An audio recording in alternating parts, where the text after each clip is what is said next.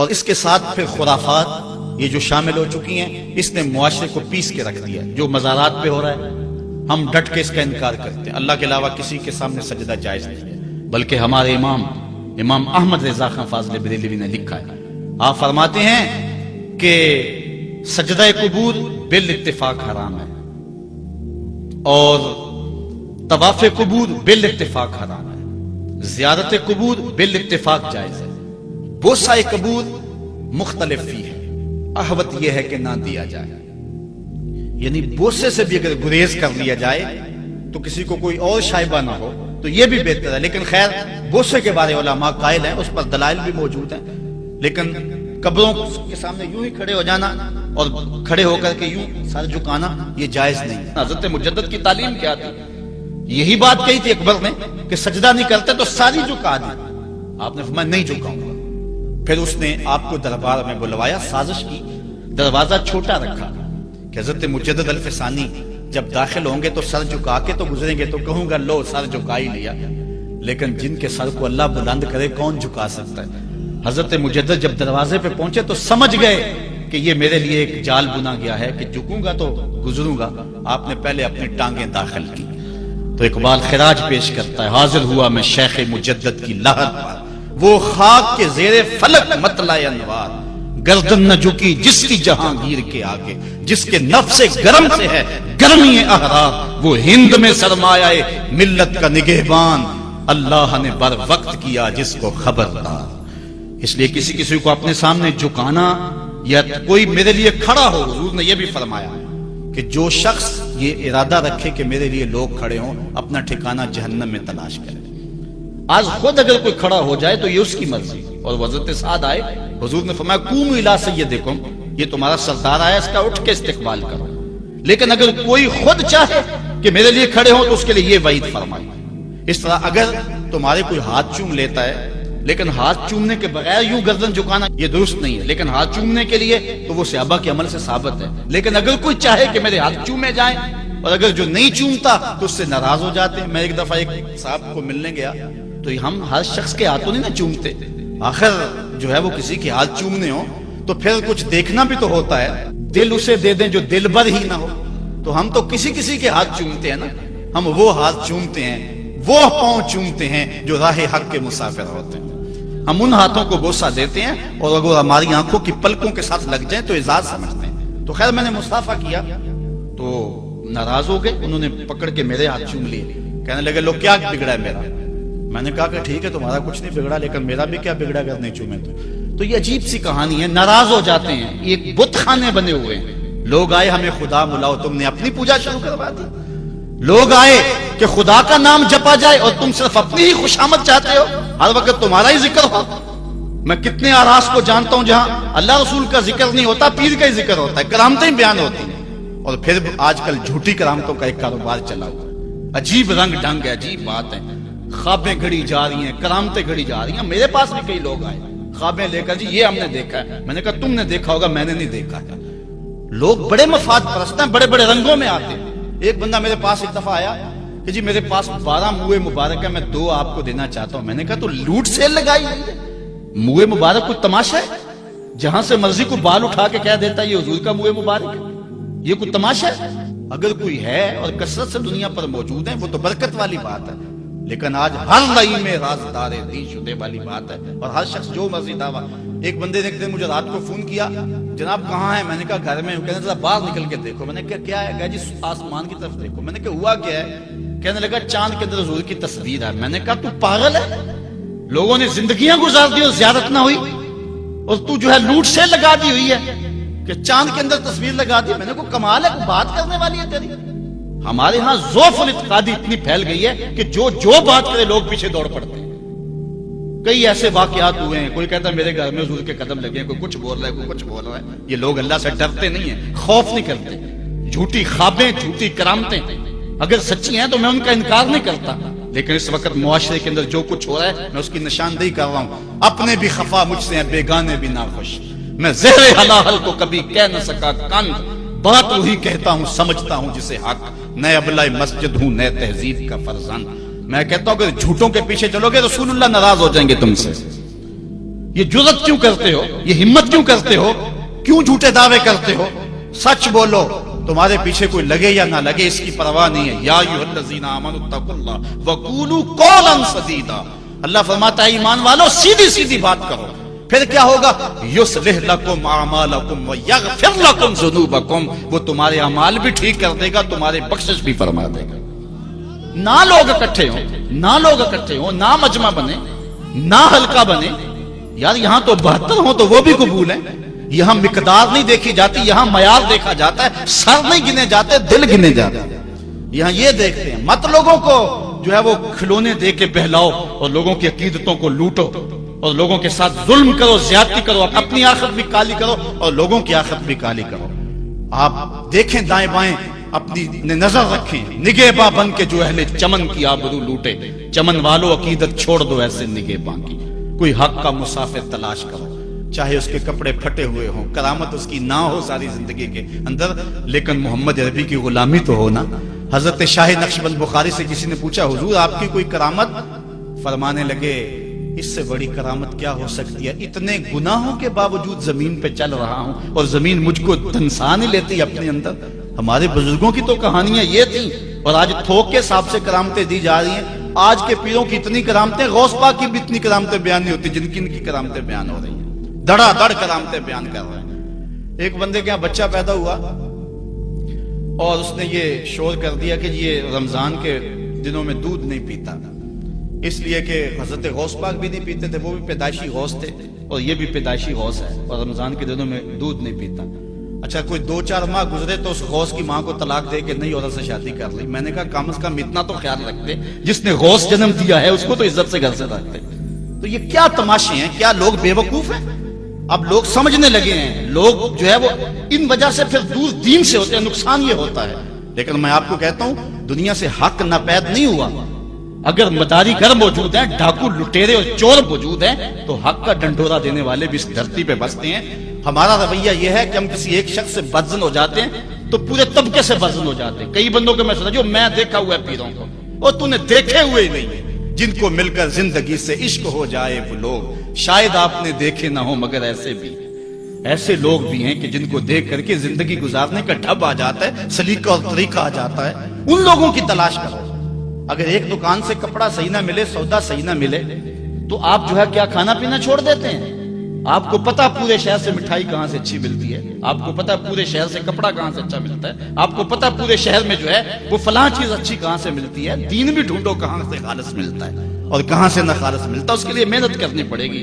جولی میں یوں نہیں ڈال دیا جائے گا، اس کے لیے تمہیں جانا پڑے گا، کوشش کرنی پڑے گی۔ ہاں ایک سے دھوکہ کھاؤ گے، 2 سے کھاؤ گے، 3 سے کھاؤ گے، لیکن جو تم دھوکہ کھاؤ گے تم تو رب کے نام پہ کھاؤ گے نا۔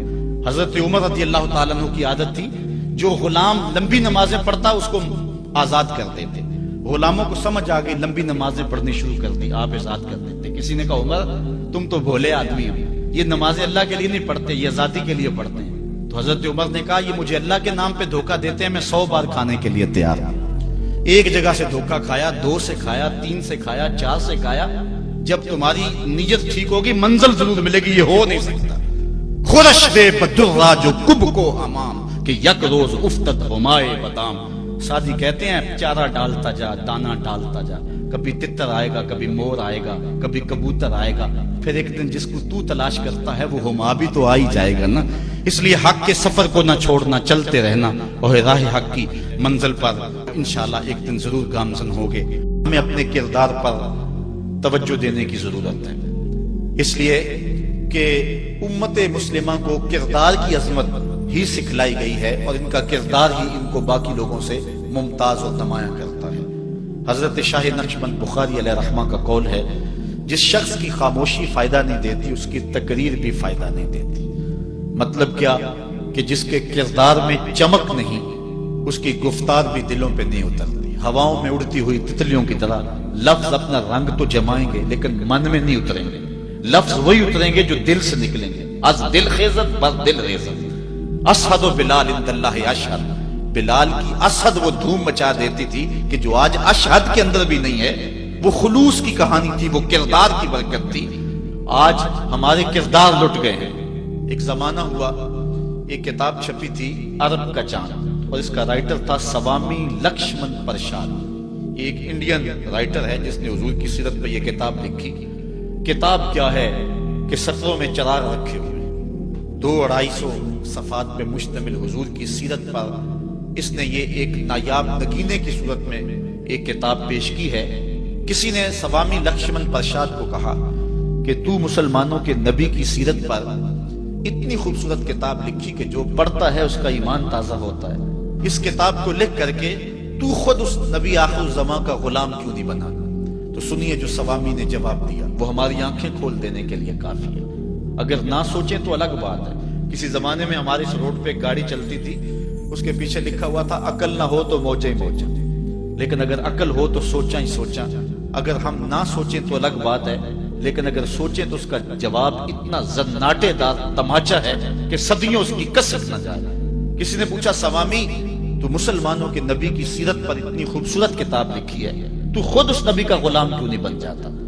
تو اس نے کہا کہ جب میں مسلمانوں کے نبی کی سیرت پر کتاب لکھنے کے لیے بڑی بڑی امہات قطب سید کو پڑھا اور حضور کی عظمت کے گوشے اور حضور کی سیرت کے جمال مجھے نظر آئے، تو یہ جذبہ میرے دل میں بھی پیدا ہوا کہ میں اس آقا کا غلام بن جاؤں.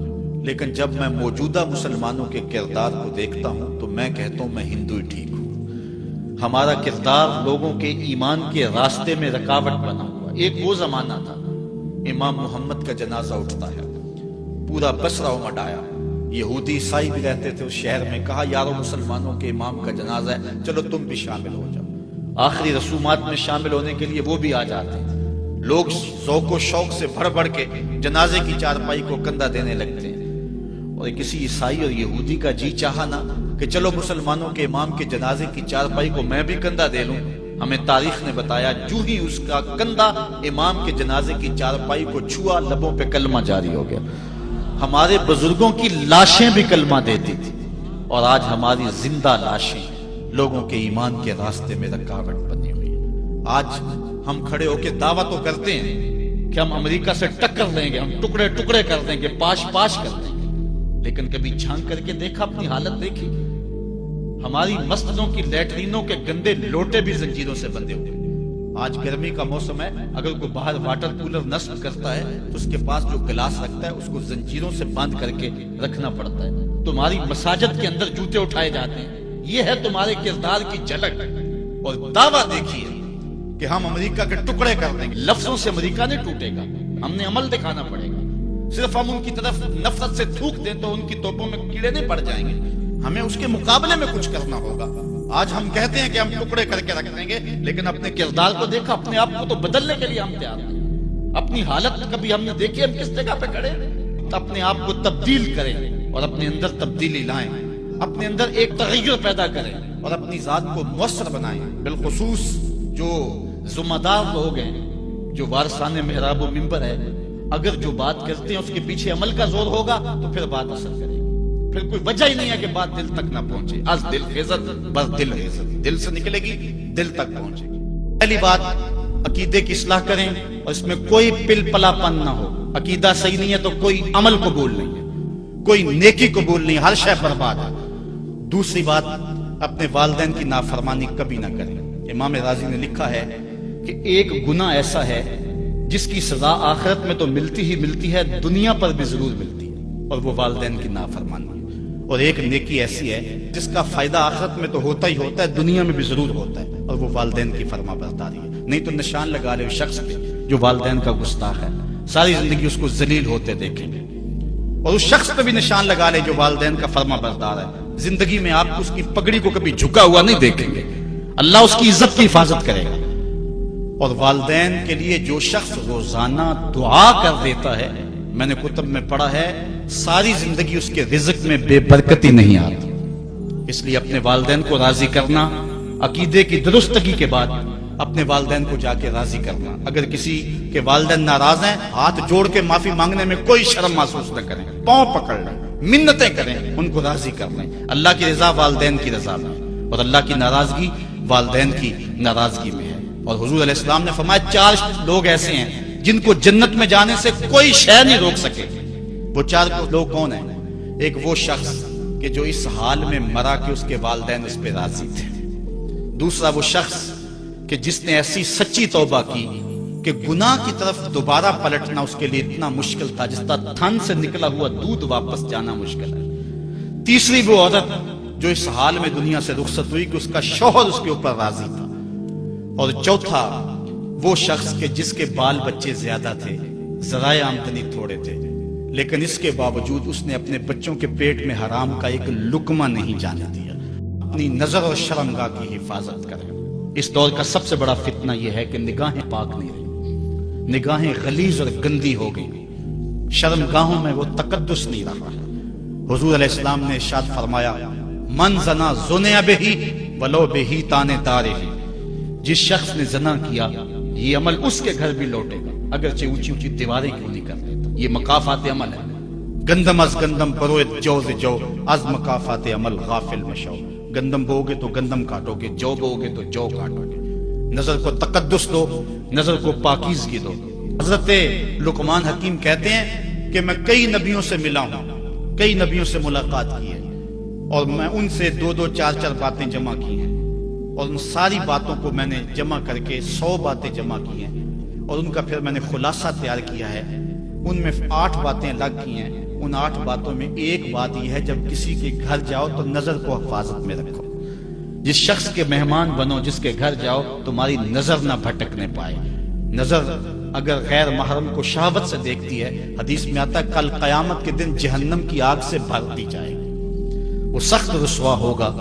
آج میڈیا کی آوارگی اور انٹرنیٹ پہ جو کچھ ہو رہا ہے، ٹیلی ویژن اور سینما جو بدتمیزی پھیلا رہے ہیں، اور موبائل پیکج جس طرح بے حیائی کے جو ہے وہ کیفیات پیدا کر رہی ہیں اور بے حیائی کو فروغ ہو رہا ہے، ہم اس کے خلاف پوری قوت کے ساتھ بند باندھیں۔ اپنی اولادوں کے ہاتھوں سے ناول چھین لو، ان کے ہاتھوں سے جو ہے وہ فلمیں چھین لو، ان کی خلوتوں پہ نظر رکھو اور ان کی حفاظت کرو۔ جس شخص کی نظر پاک نہیں ہے اس کے من میں طہارت نہیں آ سکتی ہے، دل پاک نہیں ہے اس کو جو ہے وہ باطن کا نور نصیب نہیں ہو سکتا۔ وائے قوم کشتائے تدبیر غیر، کارے او تخریب خود تعمیر غیر، از حیا بیگانہ پیرانے کہن، نوجوانہ چوں زنا مشغول تن۔ کتنی حکمت والی بات کہی اقبال نے۔ وہ اپنے دور کا دکھڑا سناتا ہے، جس دور سے ہم گزر رہے ہیں اب تو عجیب حال ہو گئے۔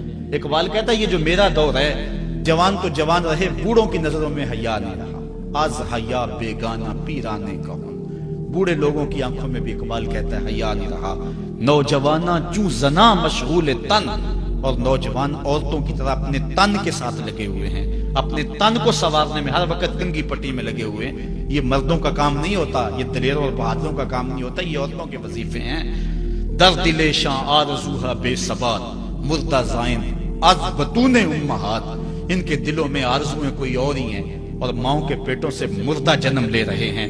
دخترانے او بزلف خود اسیر، شوخ چشموں خود نماؤ خود دگیر۔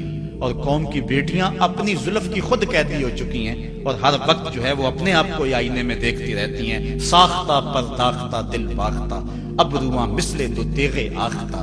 وہ جو گھر کی رونق تھی، جو آبرو اور حیا کا دوسرا نام تھا، آج وہ دل پھینک قسم کی ہو گئی ہے۔ آہ قوم میں دل سے حق پرداختہ، مرد و مرگے خیش را نہ شناختہ۔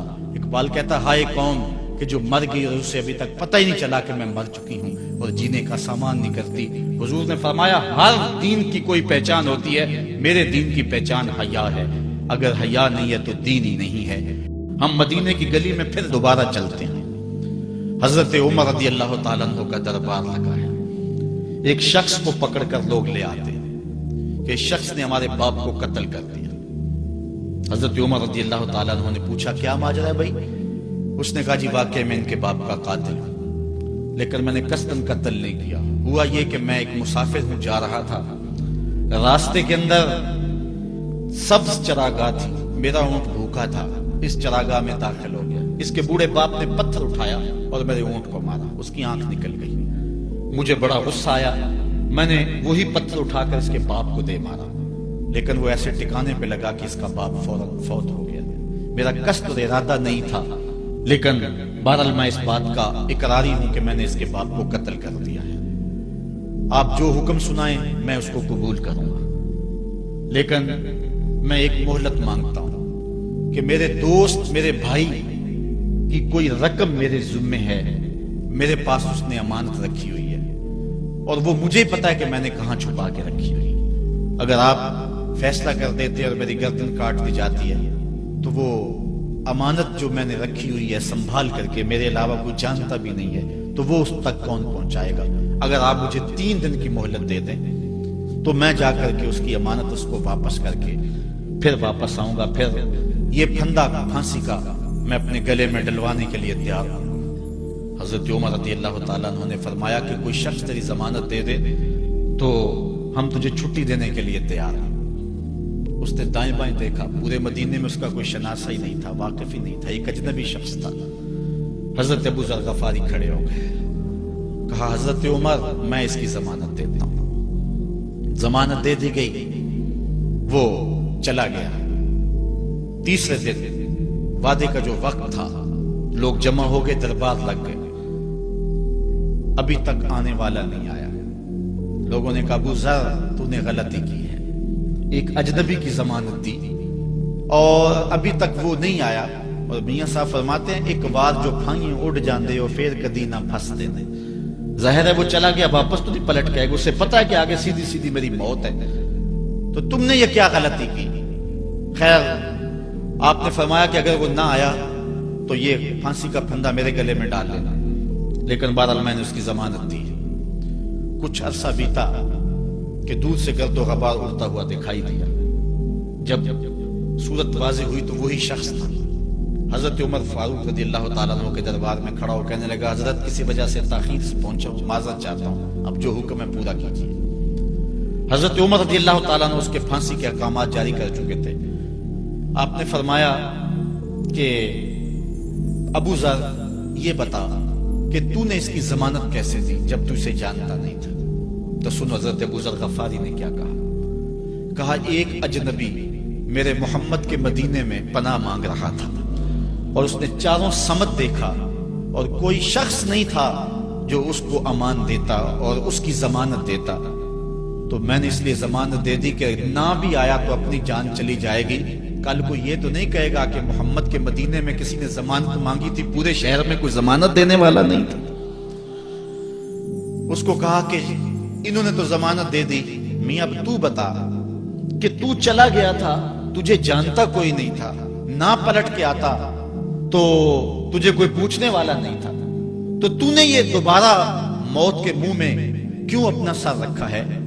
تو اس نے کہا کہ میں نے کہا کہ ایک اجنبی کی ضمانت ایسے شخص نے دی ہے جو مجھے جانتا بھی نہیں ہے، اور اگر میں نہ گیا تو لوگ قیامت تک اجنبیوں پر بھروسہ نہیں کریں گے کہ اجنبی یوں سلوک کیا کرتے ہیں. تو حضرت عمر رضی اللہ تعالیٰ عنہ اس کے پھانسی کے احکام جاری کیے. تو جن کے باپ کو قتل کیا تھا وہ بیٹے کھڑے ہو گئے، کہنے لگے تاریخ کی کالک ہم اپنے منہ پہ ملیں گے، ہم بھی اپنے باپ کے قاتل کو معاف کر دیتے ہیں. یہ ہماری تاریخ ہے، یہ ہماری کہانی ہے. لیکن آج ہم کس جگہ پہ کھڑے ہیں اور کیا ہماری صورتحال ہے؟ نہ ہمارا کردار رہا اور نہ ہمارا کوئی تشخص رہا. آج ہم نے اپنا تشخص بھی مٹا کے رکھ دیا، اپنے طرز زندگی بھی بدل دی. نہ ہماری باطن کی وہ روشنی رہی، نہ ظاہری وہ صورتیں رہی کہ ہم پہچانے جائیں کہ حضور کے غلام ہیں، بلکہ آج بھانت بھانت کی بولیاں بول رہے ہیں. اقبال نے کیا کہا تھا، اپنی ملت پر قیاس اقوام مغرب سے نہ کر، خاص ہے ترکیب میں تجھے قوم رسول ہاشمی. بلکہ آج فیشن کے طور پہ یہ کہا جاتا ہے جی آج کل دین پہ چلنا بڑا مشکل ہے. یہ آپ بھی سنتے ہوں گے، لوگ کہتے ہیں جی آج کل دین پہ چلنا بڑا مشکل ہے. یہ کون کہہ رہا ہے؟ جو مسجد میں آتا ہے تو موسم کے مطابق گرم اور سرد پانی دستیاب ہے، اس کے لیے ماحول ہے، اس کے لیے خوبصورت قالین بچھے ہوئے ہیں، مخملی مسلے رکھے ہوئے ہیں. جو نرم اور گداز مسلوں پہ پیشانی رکھ کر کے سجدہ کرتا ہے وہ بطور فیشن کہہ رہا ہے جی آج کل دین پہ چلنا بڑا مشکل ہے. میں اس کے جواب میں کہا کرتا ہوں میاں تیرے لیے مشکل ہے یا کربلا والے حسین کے لیے مشکل تھا؟ انہوں نے تو نہیں کہا کہ دین پہ چلنا مشکل ہے. تیرے لیے مشکل ہے دین پہ چلنا یا حضرت بلال حبشی کے لیے مشکل تھا جنہوں نے تپتی ہوئی ریت پہ سجدے کیے، گلے میں رسا ڈال کر کے گھسیٹا گیا اور انہیں پاؤں میں زنجیریں ڈال کر کے مکے میں کھینچا گیا، ہاتھوں اور پاؤں میں میخیں ٹھونک دی گئی، چکی پسرائی گئی، لیکن بلال ہیں کہ آگے مسکرا رہے ہیں. کسی نے گزرتے ہوئے کہا بلال عجیب تماشا ہے، عجیب کہانی ہے کہ وہ تمہیں مار رہے ہیں اور تم آگے سے مسکرا رہے ہو۔ تو سنو حضرت بلال نے کیا جواب دیا۔ حضرت بلال فرمانے لگے میاں تم جاؤ نا بازار میں مٹی کا برتن بھی خریدنے، تو اس کو بھی ٹھونک بجا کے دیکھتے ہو کہیں کچا تو نہیں ہے، اس کی آواز تو خراب نہیں ہے۔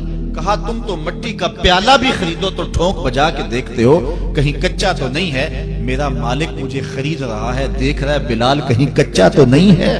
میں کہتا ہوں مالک کھال ادڑ بھی جائے گی، حق حق کی آوازیں ختم نہیں ہوں گی۔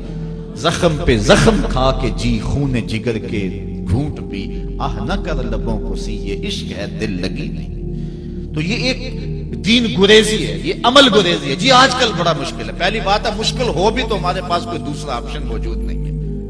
ہم ان لوگوں کی کہانیاں بھول سکتے ہیں کہ جنہوں نے اس دین کے راستے کے اندر دکھ بھی سہے، ان کو ٹکڑے بھی کر دیا گیا، ان کو 2 اونٹوں کی پچھلی ٹانگوں سے باندھ کر کے 2 ٹکڑوں میں بانٹ بھی دیا گیا، لوہے کی کنگھیوں سے بدن چھیدے بھی گئے، ہڈیاں توڑی بھی گئیں، آگ میں ڈالا بھی گیا، جلتے اور کھولتے تیل میں پھینکا گیا، لیکن انہوں نے رب کا نام نہیں چھوڑا، رسول کا نعرہ نہیں چھوڑا۔ اور آج ہم کہتے ہیں جی بڑا مشکل ہے آج کل دین پہ چلنا، اور یہ مولویوں نے مشکل بنائی ہوئی، یار دین اتنا بھی مشکل نہیں ہے، یہ کوئی بات نہیں ہے۔ ہم سر سے لے کر پاؤں تک اسلام میں داخل ہوں، یہ ہمارے رب کا ہم سے یہ تقاضا ہے، یا ایھا الذین آمنوا ادخلوا فی السلم کافہ، اے ایمان والو دین میں پورے داخل ہو جاؤ، پورے داخل ہو جاؤ۔ تمہاری وضاحت انداز زندگی طرز معاشرت یہ بتائے کہ تم حضور کے غلام ہو۔ آج کل لوگ کہتے ہیں کہ جی بندہ اندر سے مسلمان ہونا چاہیے، باہر کا کیا ہے، اندر سے مسلمان ہونا چاہیے۔ میں کہتا ہوں ہماری پاکستانی آرمی کا کوئی میجر انڈین آرمی کے میجر کی وردی پہن لے تو اس کو کورٹ مارشل کیا جائے گا کہ نہیں کیا جائے گا؟ وہ کہے گا اندر سے میں پاکستانی ہوں، محب وطن ہوں، وردی کا کیا ہے، لباس کا کیا ہے، جو ان سے مرضی پہن لو۔ لیکن کہا جائے گا نہیں، جب تجھے پاکستانی لباس پسند نہیں ہے تو پھر تیرے اندر کی حب الوطنی کو کیسے مان لیا جائے جس کو محمد عربی کا لباس ہی پسند نہیں ہے، جو غیروں کے طرز زندگی کو اپنا رہا ہے اور ان کو جو ہے وہ پسند کر رہا ہے، وہ سوچے اپنے اندر اترے اور مت کسی کے دھوکے میں رہے۔ میں کہتا ہوں آج اگر کوئی یہ میٹرک پڑھے لڑکے بھی یہ سکول کھول لیتے ہیں گلی میں محلے میں، 200 بچے لے کر کے بیٹھ جاتے ہیں اور ان کو بھی ایک باقاعدہ یونیفارم دیتے ہیں، اس طرح کی ٹائی ہوگی، اس طرح کی شرٹ ہوگی، اس طرح کے بوٹ ہوں گے، گرمیوں میں اس طرح کا لباس ہوگا، سردیوں میں اس طرح کا لباس ہوگا۔ کبھی کسی نے نہیں کہا کہ یہ کیا قدغن لگاتے ہو، جس طرح کا بچہ لباس پہننا چاہے اس کو آزادی ہونی چاہیے، یہ کیا تم نے ایک خاص لباس متعین کر دیا؟ کہتے جی ان کا نظام ہے نا، ایک سکول ہے اور یونیفارم ہے اس کا، یار ایک پرائمری سکول کا بھی یونیفارم ہوتا ہے، تو کیا محمد عربی کے دین کا کوئی یونیفارم نہیں ہے؟ حضور علیہ الصلوۃ والسلام کی زندگی، حضور علیہ الصلوۃ والسلام کے شب و روز اور حضور علیہ الصلوۃ والسلام کا انداز معاشرت، حضور کی وضاحت، حضور کا لباس، یہ اپناؤ اور یہی زندگی کا حسن ہے۔ اسلام کے حوالے سے معذرت خواہانہ رویہ ترک کر دینا چاہیے ہمیں۔ اور آج ہمارے جو ہے وہ محراب و منبر کے جو وارثین ہیں انہوں نے بھی مسالت کر لی ہوئی ہے، جو کوئی بات نہیں ہے۔ اسلام صرف زبان سے اسلام کہہ دینے کا نام نہیں ہے، چمی گوئم مسلمانم بلرزم کہ دانم مشکلاتے لا الہ۔ جب میں کہتا ہوں میں مسلمان ہوں تو کانپ جاتا ہوں، اس لیے کہ لا الہ الا اللہ کے تقاضوں کو سمجھتا ہوں۔ جب بیعت عقبہ ثانیہ ہوئی ہے تو حضرت اسد بن زرارہ کھڑے ہو گئے، جب صحابہ حضور سے بیعت کرنے لگے 70 تعداد تھی ان کی، تو حضرت اسد بن زرارہ خزرجی کھڑے ہو گئے اور ان کو کہا کہ اے انصار، ان سے بیعت کرنے سے قبل سوچ لو، یوں ہی بے توجہی میں ہاتھ نہ بڑھا دینا، بے خبری میں یوں ہی ایسے ہی ہاتھ نہ بڑھا دینا، پہلے سوچ لو۔ بیعت کرنے کا مقصد یہ ہے تمہیں جو ہے وہ وقت کے جبر کے ساتھ پورے عرب کے ساتھ ٹکر لینا ہوگی، جو بھی کفر کے نظام کا حصہ ہے تم اس کے ساتھ ٹکراؤ کرنا ہوگا، اور حتیٰ کہ تمہاری کھال بھی ادھیڑ دی جائے گی، سخت تلواروں سے تمہارے کلیجے چبائے جائیں گے۔ اگر تم اس کے لیے تیار ہو تو پھر آؤ بیعت کرو۔ یہ نہیں ہے کہ بس تم کہہ لو کہ ہم مسلمان اور بس کافی ہے، نہیں، چمی گوئے مسلمانم بلرزم کہ دانم مشکلاتے لا الہ۔ آج ہمیں اس سمت بھی آنے کی ضرورت ہے، اس انداز سے دیکھنے کی ضرورت ہے کہ ہم سر سے لے کر پاؤں تک اسلام کے سانچے میں آئے، رزق کی پاکیزگی کا سامان کریں۔ اگر رزق پاک ہے تو دعائیں بھی قبول ہیں، اولاد بھی فرما بردار ہوگی، آخرت بھی ستری ہے۔ حضور نے فرمایا ایک شخص لمبا سفر کر کے کعبۃ اللہ کے سامنے آیا، یمد یدیہ، دونوں ہاتھ اٹھا کے دعا مانگتا ہے، وَمَطْعَمُهُ حَرَامٌ وَمَلْبَسُهُ حَرَامٌ وَمَشْرَبُهُ حَرَامٌ وَغُذِیَ بِالْحَرَام، کھانا حرام کا، پینا حرام کا، لباس حرام کا، اور اللہ کے گھر کے سامنے ہاتھ پھیلا کے دعا مانگتا ہے۔ حضور فرماتے ہیں بتاؤ اس کی دعا کیسے قبول ہوگی؟ دعاؤں کی قبولیت چاہتے ہو تو رزق پاک کرو۔ آج سود کی لعنت ہمارے معاشرے میں رچ بس گئی ہے، جبکہ حضور علیہ الصلوۃ والسلام نے فرمایا کہ سود کا ایک درہم سکی ماں سے 70 مرتبہ زنا کرنے سے بھی برا ہے۔ یہ حدیث کی کتب میں موجود ہے۔ اور اللہ تعالیٰ نے سود خوروں کے ساتھ اعلان جنگ کیا۔ دو لوگوں کے ساتھ اعلان جنگ ہے، ایک اللہ کے ولیوں کا جو دشمن اور ایک سود خور۔ جس قوم کے ساتھ اللہ کا اعلان جنگ ہوگا، بتاؤ وہ قوم غالب آ سکتی ہے کسی کے اوپر؟ آج ہم کہتے ہیں ہمارے حوال کیا ہے، تو ذرا دیکھیں کہ ہم کہاں کھڑے ہیں۔ رشوت ہمارے معاشرے میں عام ہو گئی ہے۔ حضور نے فرمایا رشوت دینے والا اور لینے والا دونوں جہنمی ہیں۔ اور ملاوٹ آج معاشرے کا حصہ ہو گیا ہے۔ آج تو ہم چھوٹے بچوں کے دودھ اور دوائیوں میں بھی ملاوٹ کرنے سے باز نہیں آتے۔ اور حضور کا یہ فرمان کتنی عبرت ہے اس میں، من غش فلیس منا۔ حضور نے فرمایا جو ملاوٹ کرے اس کا ہمارے ساتھ تعلق ہی کوئی نہیں۔ بلکہ آج فیشن کے طور پہ یہ کہا جاتا ہے جی آج کل دین پہ چلنا بڑا مشکل ہے۔ یہ آپ بھی سنتے ہوں گے، لوگ کہتے ہیں جی آج کل دین پہ چلنا بڑا مشکل ہے۔ یہ کون کہہ رہا ہے؟ جو مسجد میں آتا ہے تو موسم کے مطابق گرم اور سرد پانی دستیاب ہے، اس کے لیے ماحول ہے، اس کے لیے خوبصورت قالین بچھے ہوئے ہیں، مخملی مسلے رکھے ہوئے ہیں۔ جو نرم اور گداز مسلوں پہ پیشانی رکھ کر کے سجدہ کرتا ہے وہ بطور فیشن کہہ رہا ہے جی آج کل دین پہ چلنا بڑا مشکل ہے۔ میں اس کے جواب میں کہا کرتا ہوں میاں تیرے لیے مشکل ہے یا کربلا والے حسین کے لیے مشکل تھا؟ انہوں نے تو نہیں کہا کہ دین پہ چلنا مشکل ہے۔ تیرے لیے مشکل ہے دین پہ چلنا یا حضرت بلال حبشی کے لیے مشکل تھا، جنہوں نے تپتی ہوئی ریت پہ سجدے کیے، گلے میں رسا ڈال کر کے گھسیٹا گیا اور انہیں پاؤں میں زنجیریں ڈال کر کے مکے میں کھینچا گیا، ہاتھوں اور پاؤں میں میخیں ٹھونک دی گئی، چکی پسرائی گئی، لیکن بلال ہیں کہ آگے مسکرا رہے ہیں۔ کسی نے گزرتے ہوئے کہا بلال عجیب تماشا ہے، عجیب کہانی ہے کہ وہ تمہیں مار رہے ہیں اور تم آگے سے مسکرا رہے ہو۔ تو سنو حضرت بلال نے کیا جواب دیا۔ حضرت بلال فرمانے لگے میاں تم جاؤ نا بازار میں مٹی کا برتن بھی خریدنے، تو اس کو بھی ٹھونک بجا کے دیکھتے ہو کہیں کچا تو نہیں ہے، اس کی آواز تو خراب نہیں ہے۔ کہا تم تو مٹی کا پیالہ بھی خریدو تو ٹھونک بجا کے دیکھتے ہو کہیں کچا تو نہیں ہے۔ میرا مالک مجھے خرید رہا ہے، دیکھ رہا ہے بلال کہیں کچا تو نہیں ہے۔ میں کہتا ہوں مالک کھال ادڑ بھی جائے گی، حق حق کی آوازیں ختم نہیں ہوں گی۔ زخم پہ زخم کھا کے جی خون جگر کے گھونٹ بھی آہ نہ کر لبوں کو سی، یہ عشق ہے دل لگی نہیں۔ تو یہ ایک دین گریزی ہے، یہ عمل گریزی ہے۔ جی آج کل بڑا مشکل ہے، پہلی بات ہے مشکل ہو بھی تو ہمارے پاس کوئی دوسرا آپشن موجود نہیں ہے۔ ہم ان لوگوں کی کہانیاں بھول سکتے ہیں کہ جنہوں نے اس دین کے راستے کے اندر دکھ بھی سہے، ان کو ٹکڑے بھی کر دیا گیا، ان کو 2 اونٹوں کی پچھلی ٹانگوں سے باندھ کر کے 2 ٹکڑوں میں بانٹ بھی دیا گیا، لوہے کی کنگھیوں سے بدن چھیدے بھی گئے، ہڈیاں توڑی بھی گئیں، آگ میں ڈالا بھی گیا، جلتے اور کھولتے تیل میں پھینکا گیا، لیکن انہوں نے رب کا نام نہیں چھوڑا، رسول کا نعرہ نہیں چھوڑا۔ اور آج ہم کہتے ہیں جی بڑا مشکل ہے آج کل دین پہ چلنا، اور یہ مولویوں نے مشکل بنائی ہوئی، یار دین اتنا بھی مشکل نہیں ہے، یہ کوئی بات نہیں ہے۔ ہم سر سے لے کر پاؤں تک اسلام میں داخل ہوں، یہ ہمارے رب کا ہم سے یہ تقاضا ہے، یا ایھا الذین آمنوا ادخلوا فی السلم کافہ، اے ایمان والو دین میں پورے داخل ہو جا، پورے داخل ہو جا۔ تمہاری وضاحت، انداز زندگی، طرز معاشرت یہ بتائے کہ تم حضور